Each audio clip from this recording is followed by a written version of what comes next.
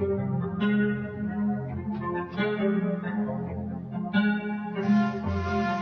what good, y'all? We're matching another brand new video, man. I already know what it is, what we're reacting to. We have a real good one right here. Basically, about to have Steph Curry versus Steph Curry. I won't count. If it was Steph Curry versus Steph Curry, I'm choosing Steph Curry. I'm just letting y'all know that. I ain't choosing Steph Curry, but I'm choosing Steph Curry. If you get it, then you get it. But hey, what's going on? But get right to this, man. Also, if you haven't, go check out all the other bangers I have dropped, man. You know, I'm here, have fun, here to enjoy these sports videos, man, with y'all. For little thing, y'all love y'all. Keep on commenting, keep on. I read all the comments, man. I read everything, man. Y'all, I don't care. Y'all be making me laugh. Like, I've been dying. Like, every single day, I be waking up, I be reading another brand new comment. I be dying, bro. Y'all be killing me. But I really do love y'all. Appreciate y'all. Thank y'all for all of the support. More bangers, you know what I mean? Like I said, consistent creators on here, man. So let's get right into this. You heard me.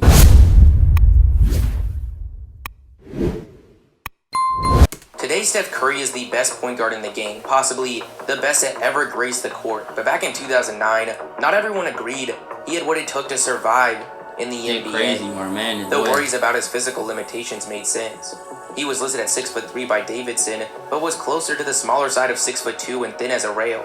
On top of that, few people outside of the Carolinas had ever even heard of Davidson College, let alone could point it out on a map. But there was one thing that everyone agreed on when it came to Curry, and that's that he could shoot the ball. He shot 41% from three, taking nearly 10 attempts a game across his 3 college seasons. In 2008, people that were paying close attention to college ball were likely familiar with Curry, but most of the world wasn't. That all changed during the NCAA tournament. The 10th seeded Davidson started out hot, taking out Gonzaga in the biggest game of his career up until this point. Curry would finish with 40 points and 8 threes. Then he exploded after a quiet first half to dominate the second in Davidson's round of 32 matchup with Georgetown. Against the 3rd seeded Wisconsin, Curry and Davidson cruised to a 73-56 win, setting up a day with Kansas in the Elite Eight. And although Davidson would lose to the Jayhawks, Curry and company kept things close, and Kansas would actually go on to win the whole entire thing. Well before Curry was an NBA MVP, he was best known for being the face of a March Madness Cinderella story. It was an impressive ending to his sophomore season, a season in which he set the NCAA record for made threes at 162. Then as a junior, after dropping a career-high 44 points against consensus #1 pick in the draft, Blake Griffin, he looked destined for a lottery selection. Davidson would miss out on the tournament, but Curry finished the year as college basketball's leading scorer, averaging 29, 6, and over 2 steals a game. He was now a projected top 10 pick, so he decided to forego his senior season and declare for the draft. But who exactly was this kid from Davidson? More specifically, what was this kid? Yes, he could shoot, but at the time, successful basketball teams were mostly built around speedy guards and bruising bigs. Was he the next Steve Nash, Mike Bibby? He was even drawing comparisons to his future Warriors head coach Steve Kerr. And where exactly would he land?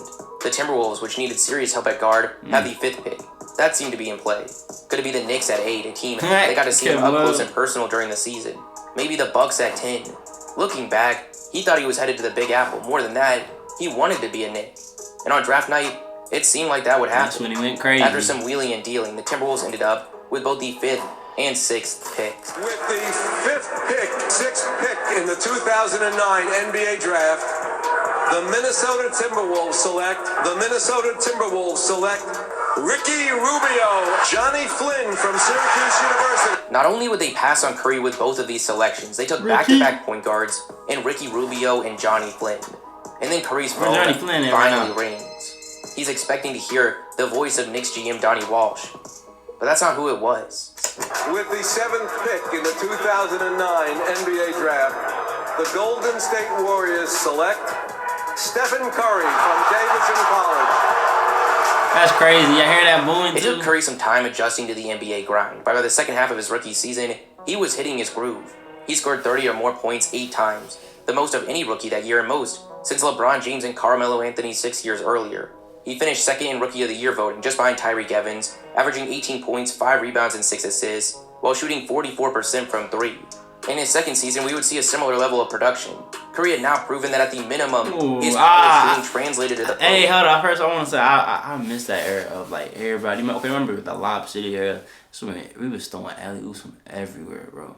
From half court, from 3-point line from everywhere, bro. We was just throwing alleys on top of alleys, bro. That was a time, boy. I seen that too on TikTok. It was like, bro, the Lob City era was a time.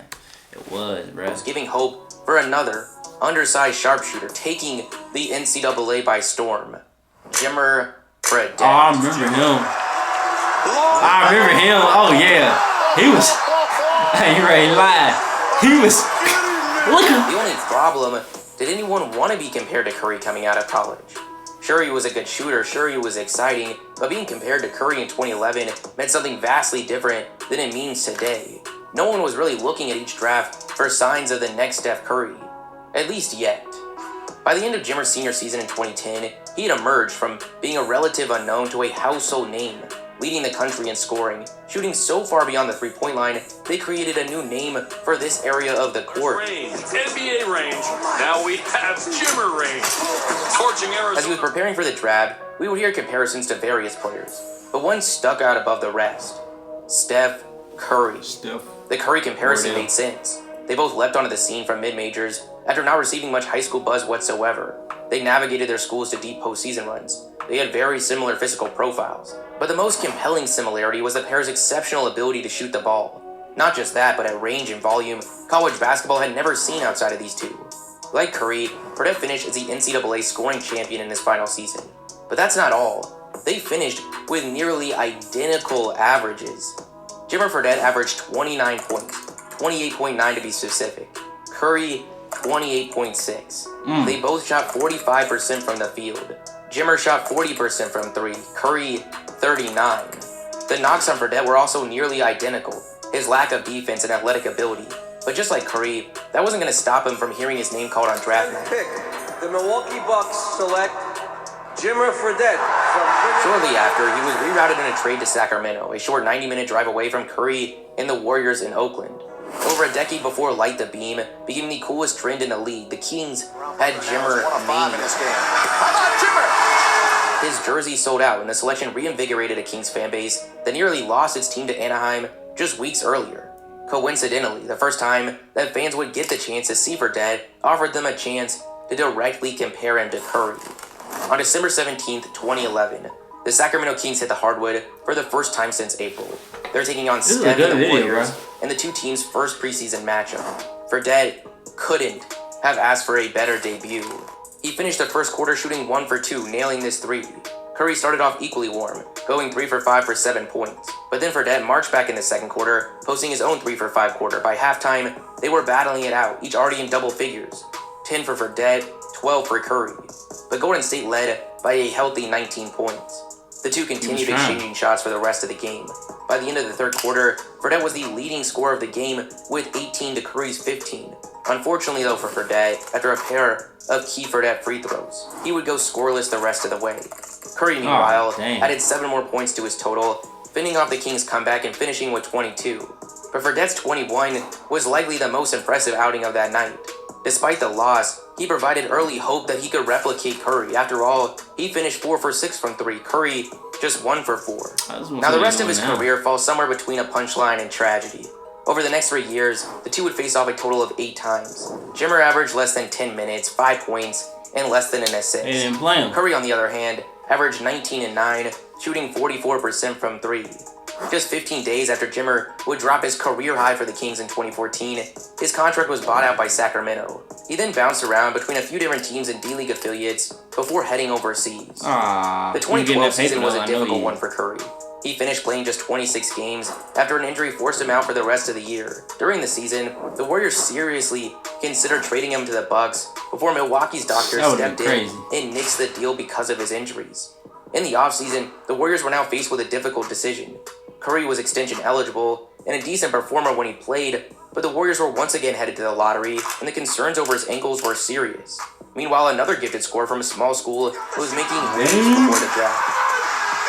Damian Lillard was virtually unknown heading into his senior year at Weber State, but after dropping 25 points, 4 assists and 5 rebounds while shooting over 40% from 3, that was no longer the case. His scouting report was all over the place. There were a lot of different comps: Jay Williams, Jared Jack, Chauncey Billups, and yes, Steph Curry.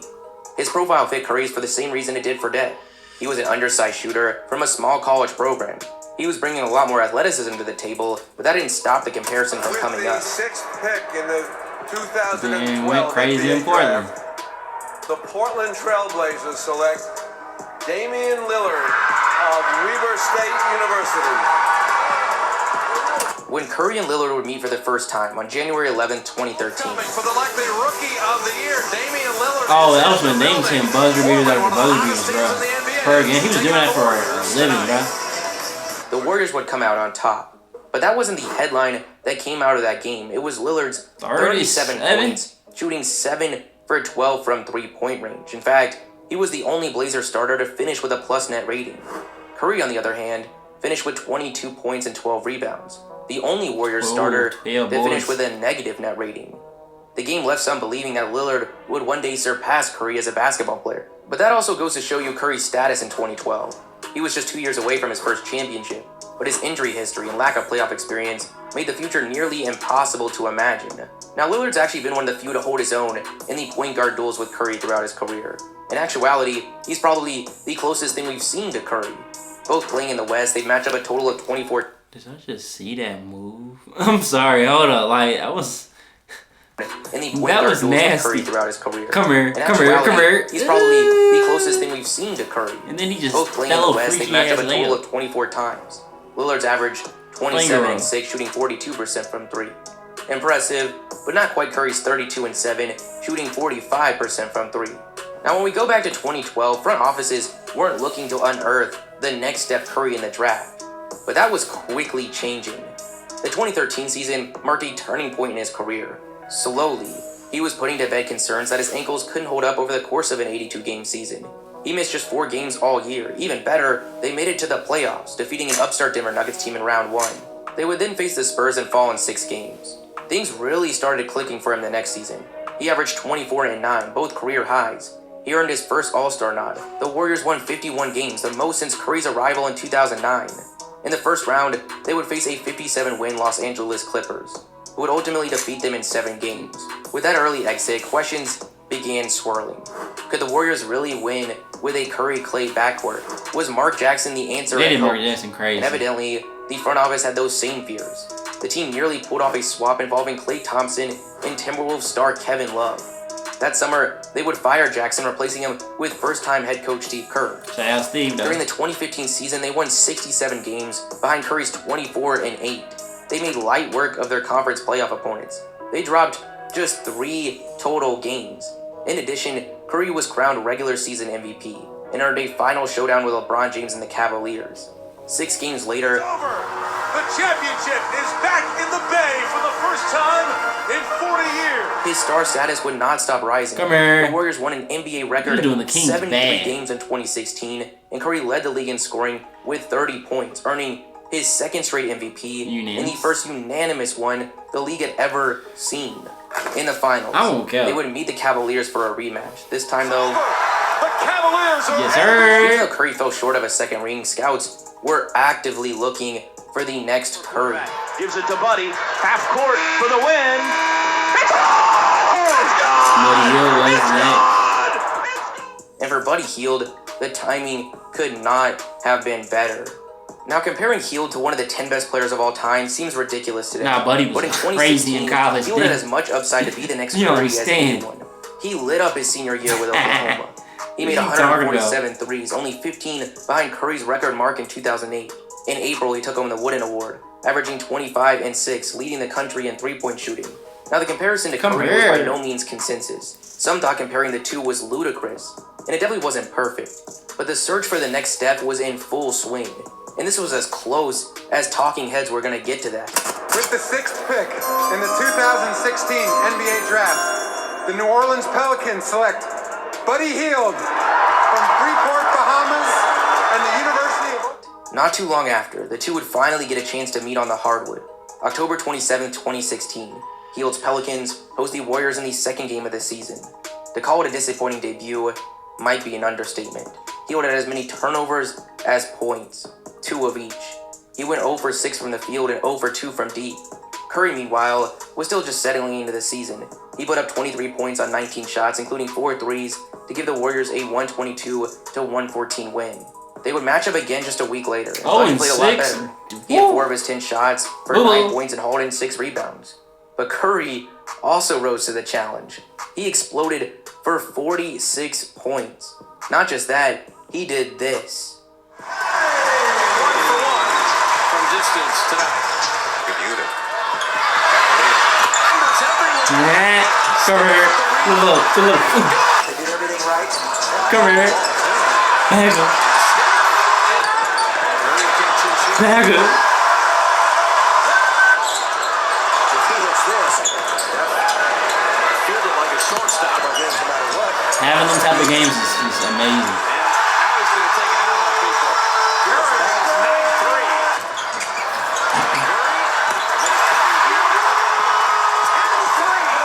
12 threes. He's done it twice now. The 3 for the record. Everyone's aware of it. Come here. He's made 13 threes in the game until tonight.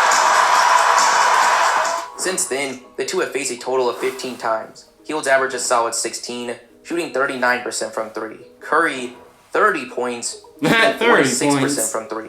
But luckily for Buddy, the Curry comparisons died long ago. Few were bold enough to mention the two in the same breath after those first few encounters, something that proved to be a good idea.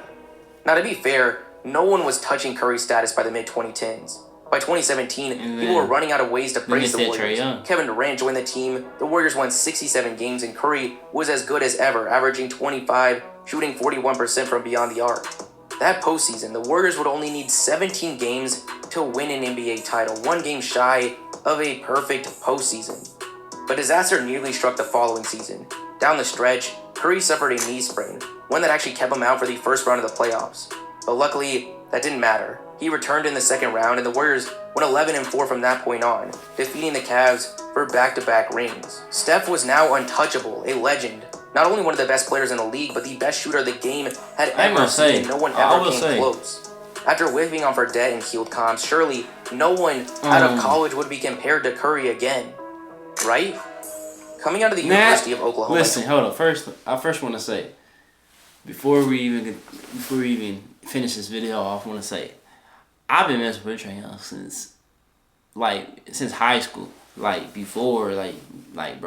Before he even committed all that stuff. I was already rocking with Trae Young. I was telling people, bro, Trae better go crazy in college. I remember telling people was like, no, bro, he's not.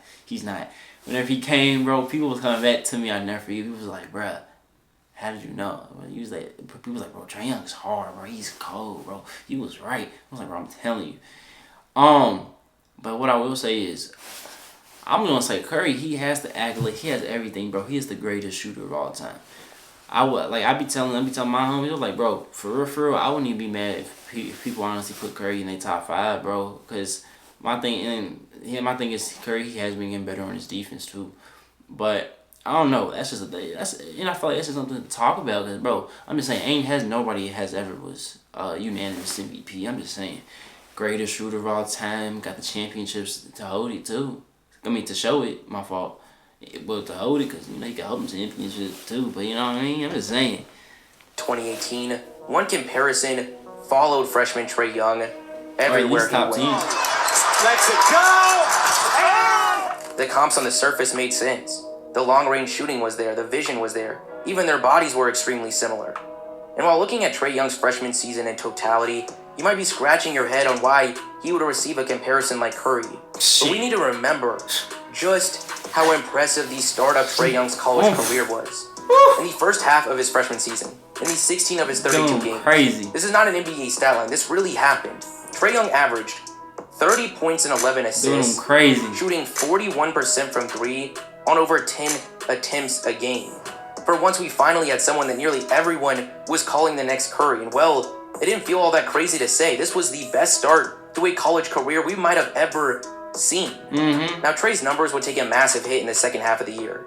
But that run had already established the Curry comps, which were going to be way too hard to shake. Fifth pick in the 2018 NBA draft, the Dallas Mavericks select got traded from the University of Him Oklahoma. and Luka, boy. That's The selection was made by Dallas, but it was for Atlanta, who had traded down from 3 to 5. To start Trae's rookie season, things were not going good. But everyone was still excited to finally see the comparison up close and personal. I was excited. And on December 3rd, 2018, that's what would happen. A Monday night showdown between the Hawks and Warriors. He's wide open. While Trae made the first shot of the two, Trae goes baseline. And lays it in. Curry responded. Steph lets the three ball go and hits. Then his second, third, Flips it in fourth, off the window. fifth, and sixth Then it's shots to Jackson, open the 6 for game. 6. Curry finished the quarter with 18 points, shooting 6 for 7 from the field, which was not only more than Young, but more than the entire Hawks team. Between that start and what he had done against Hield, it was really starting to look like Curry was trying to put any of these comparisons to rest as soon as possible. Trae Young couldn't have imagined a worse start. He committed turnovers on 2 of Atlanta's first 3 possessions. He missed his first 2 shot attempts. By the end of the first quarter, the Warriors led 34-17, and for a moment, the second quarter looked like it might be more of a nightmare for Young. Great save by Bembry. Trae Young missing that 3. Then we started to see that Trae Young, that Atlanta was promised when it gave up the draft rights to Luka Doncic. A transition layup over Jerebko, a cross-court pass leading to an easy dunk for Kevin Huerter, a trademark lob to John Collins for a slam, a nice floater over Kevin Durant. Slowly, the Hawks clawed back into the game. Out of the half, Young started right where he left off, making this quick transition layup. Unfortunately, though, that would just be one of 3 shots he would make for the rest of the game. Curry would spend that time doing what he does best, even to the stoutest defenders. But let alone Young, an undersized rookie whose defense wavers between nonchalant and bro, non-existent. it be hurting my heart, bro.